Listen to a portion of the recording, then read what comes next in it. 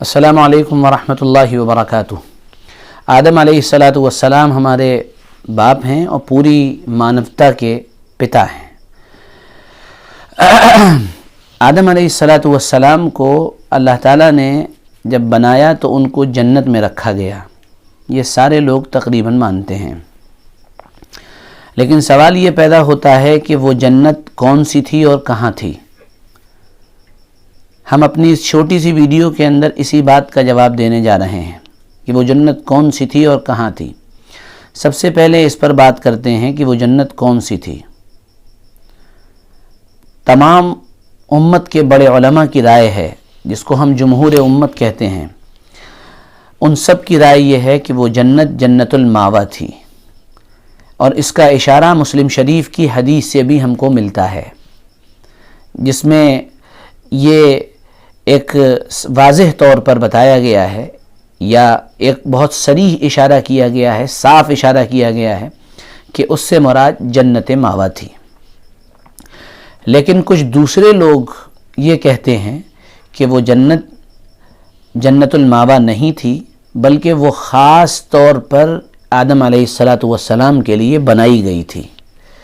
और उनकी दलील ये है कि वो जन्नत जो थी, चूँकि वहाँ पर आदम अलैहिस्सलातु वस्सलाम को कुछ चीज़ों से बचने का हुक्म दिया गया था। ला तक़रबा हाज़िहि शजरा, इस पेड़ के पास मत जाइएगा। और जब उनको मना किया गया था कि इस पेड़ के पास मत जाइएगा, तो ये इस बात का इशारा था कि वो मुकल्लफ़ हैं। मुकल्लफ़ का मतलब अच्छी चीज़ों के पाबंद हैं करने के लिए और बुरी चीज़ों के पाबंद हैं उनसे रुकने के लिए। इन उलमा का कहना यह है कि अगर ये जन्नत जन्नतुल मावा होती तो जन्नत तो दारुल जज़ा है, यानी बदले के मिलने की जगह है।